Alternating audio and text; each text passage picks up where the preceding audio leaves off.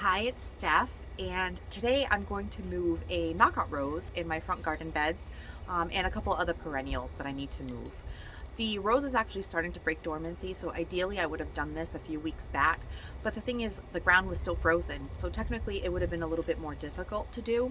So I'm going to give that a go today, and I'm going to move the rose, a couple other perennials, and yeah, let's get it done.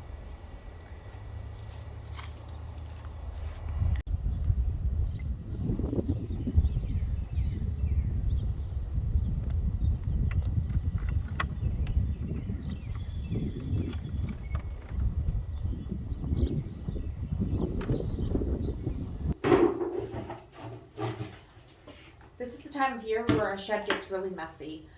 So I'm just gathering the supplies that I need to transplant the rose. I have this wheelbarrow of soil. It's fresh compost with, well, I don't know how fresh it is. I got it from the store. It's black cow compost. And I'm going to mix it. It's already mixed with some topsoil and some native soil. To transplant the rose, I'm going to need the soil. I'm also going to need some bone meal. So let's get that done, and hopefully the rose doesn't skip a beat and it's happy transplanting it. It's always a risk that you take. This is a pretty established rose. And I'll show you why it needs to be transplanted.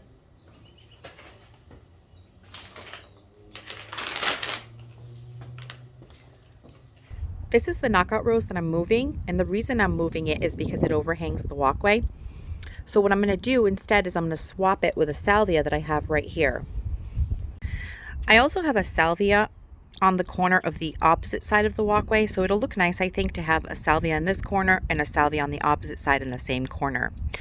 And once the rose goes there, it's going to be backed by this Wine and Roses Weigela that has dark foliage. So I think the blooms of my double pink knockout against the dark foliage will look really beautiful.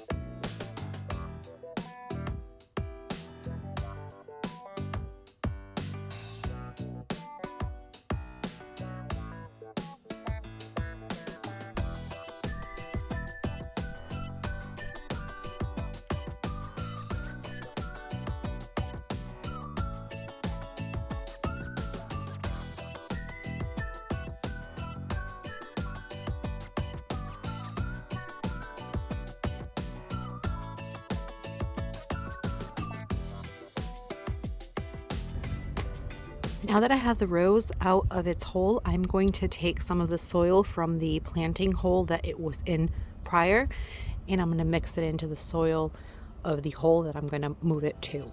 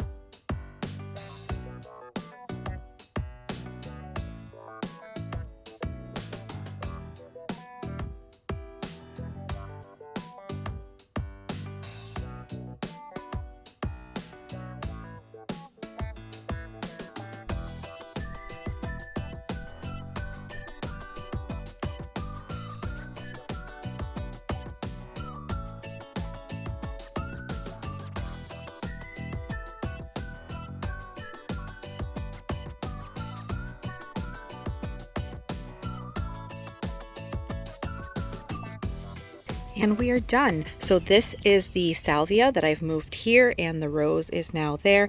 I just have to maybe just give it a little bit of water, but we are getting a lot of rain, so I'm just going to give it a little sip and let it settle. And make sure I don't have any air pockets or whatnot. Press the soil down firmly around it. And anytime that you transplant, I think it's best to move some of the soil that the plant was sitting in along with the plant.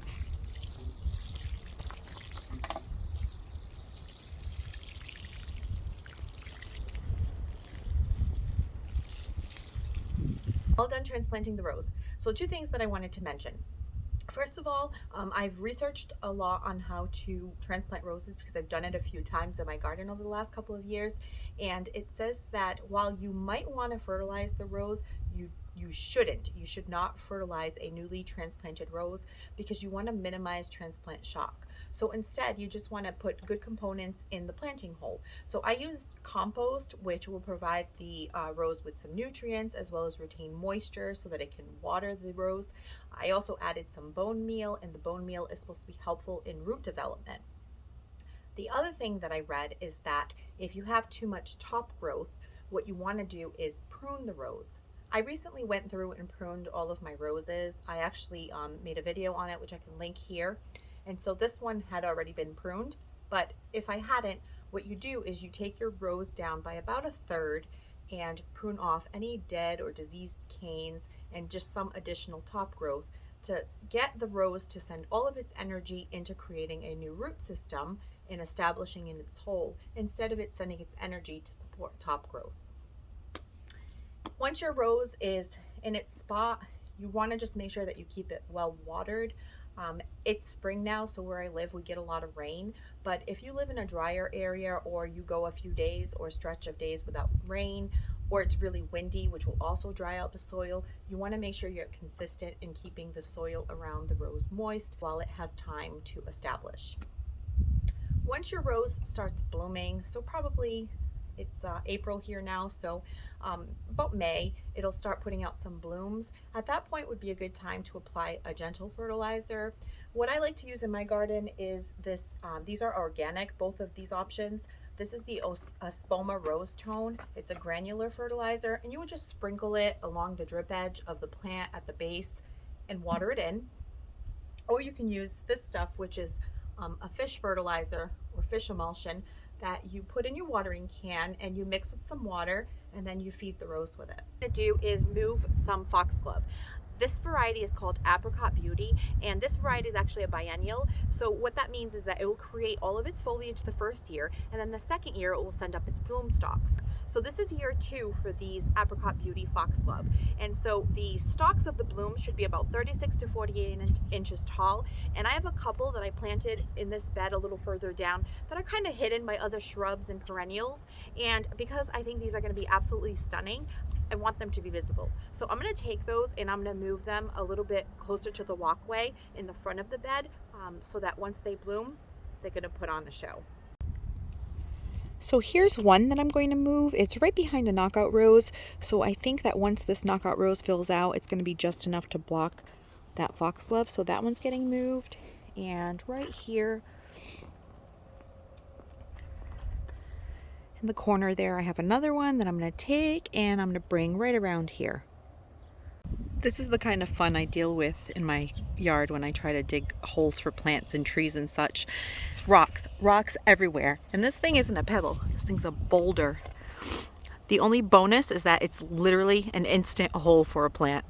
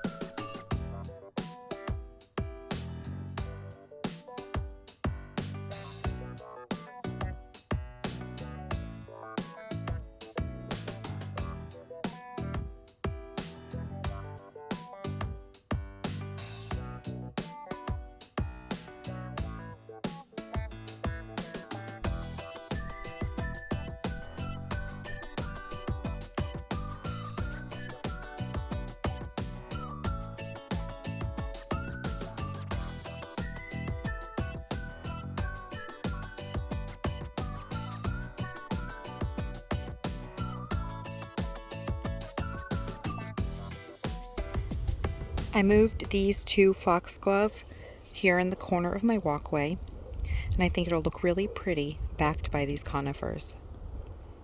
While I was out here working, I realized that my peonies are starting to put out their eyes, and so this is a good time to put up my supports. I have these supports that look like a circle with a grid and they have these legs. I bought these on Amazon. If I can still find them, I'll link them below. But you put them around the peony, and so when they come up, it offers additional support. This is my Sarah Bernhardt peony, and it's an herbaceous peony, and so it has a lot of foliage, and this variety, the blooms are quite large and fluffy. They're absolutely beautiful, but it does need some support. So I'm going to go ahead and take the support. I'm going to position it right above the crown of the peony where the eyes are coming out. The peony is in the center. You can see the crown directly in the middle of the grid.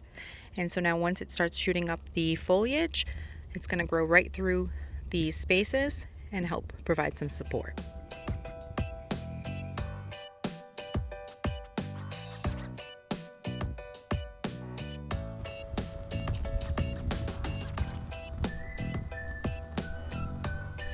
Well, that takes care of it for today. It was a beautiful day to do some work outside, so I'm glad to have gotten those things done. Thanks for hanging out. I'll catch you in the next one.